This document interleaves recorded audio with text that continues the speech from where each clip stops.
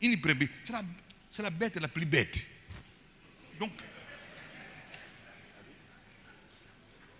il faut tout le temps être à côté pour qu'il ne puisse pas sortir. Et puis, il faut les prendre parfois. Et quand tu les prends, il fait pipi sur toi. Et tu dois supporter que la brebis fasse pipi sur tes genoux. Et Jésus a dit, si vous avez 100 brebis, une seule s'échappe. Tu laisses d'abord les 99 là, et puis tu vas chercher la seule là qui est partie. La brebis. C'est pas facile le travail de pasteur. Alléluia. Alors, c'est pour ça qu'un pasteur doit être un homme brisé pour qu'il puisse réussir ça. Pas sinon, tu vas te fâcher des brebis qui partent à gauche, des brebis qui crient là-bas, ceux qui font pipi là-bas, ceux qui font. Donc, si tu n'es pas brisé, tu vas commencer à te fâcher.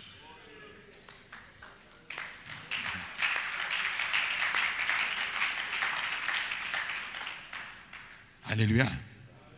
Alléluia. Oh, notre objectif, c'est que chaque berger, chaque pasteur, dans la mission que Dieu lui a confiée, il doit réussir. Il doit réussir.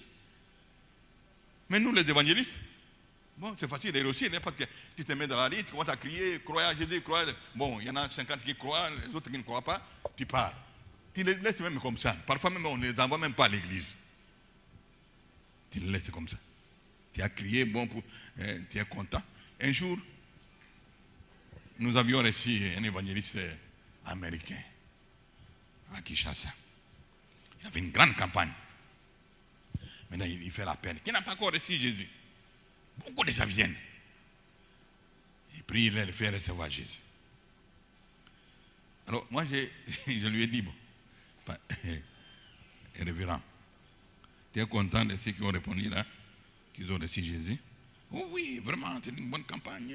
Il y a plusieurs personnes, des centaines de personnes qui ont reçu Jésus. Je lui ai dit, tu es sûr que c'est la première fois vraiment qu'ils reçoivent Jésus? Il m'a regardé parce que pour lui, comme il a fait l'appel à ceux qui n'avaient pas reçu Jésus, tous ceux-là qui sont venus, donc c'est la première fois qu'ils reçoivent Jésus. Bon, ce n'est pas la réalité. Tous ces Américains-là qui sont venus pour faire des campagnes, quand ils rentrent, il faut des statistiques. J'ai converti autant en Afrique. Mais il n'a rien converti. Parce que quand ils viennent, qui les reçoit? C'est nous les pasteurs.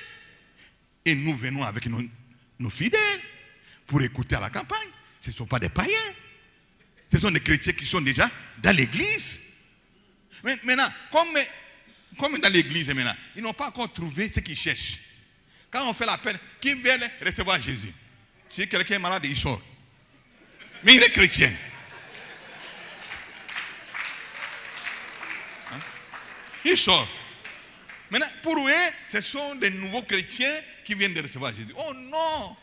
Je leur ai expliqué ça. Il dit, vous faites des fausses statistiques. Si vous voulez faire la campagne, venez chez moi, je vais vous amener au village, là où on n'a pas encore. Hein? Parce que tout le monde qui sont venus, 80% sont les membres des églises. Dans les campagnes là qu'ils font, qui viennent. 80% sont les membres des églises. Donc, le travail que nous devons faire, il faut les brisements. Les brisements.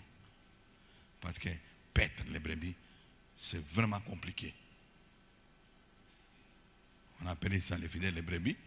Parce que Dieu a voulu donner la patience aux serviteurs de Dieu qui doivent paître les brebis. Donc il faut les brisements. Il faut les brisements.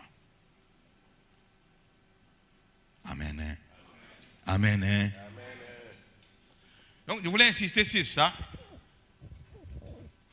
Avant d'avancer, que les brisements, ça se vit concrètement. Ce n'est pas de la théorie. Et pour être sûr qu'on est brisé, il faut être confronté à des problèmes. C'est quand tu vas être confronté à des problèmes que tu vas savoir, est-ce que je suis brisé ou pas? Pourquoi je me suis fâché là-bas? Pourquoi j'ai réagi comme ça? Tu vas constater que tu n'es pas brisé. Alléluia. Moi, quand je faisais les exercices de brisement, les jours on avait un groupe de prière dans la maison. Alors les jours de la prière, je vois, tout le monde est assis, y compris mon chauffeur. Le chauffeur est assis. Bon, pour montrer que je suis aussi brisé, je vais m'asseoir à côté de mon chauffeur. Mais c'était faux. Alors, je vais m'asseoir à côté de mon chauffeur. Pour que tout le monde voit que je suis brisé. Et je suis assis à côté de mon chauffeur. Mais dans ma tête, je n'étais pas brisé. Parce que les jours où le chauffeur fait une gaffe, la façon dont je vais crier, c'est lui. Je ne suis pas brisé. Alléluia. Donc, nous, les serviteurs de Dieu, nous devons faire cet exercice-là de voir est-ce que réellement nous sommes brisés ou pas. Est-ce que nous pouvons faire face à des situations. 10 jours au lendemain, tu entends un fidèle qui invente quelque chose. Le pasteur a volé l'argent de l'église. Oh. Mais où il m'a vu voler. Le pasteur a volé l'argent de l'église. Mais quand tu regardes, celui qui raconte ça, d'abord il ne donne rien. Et puis, il est très loin même.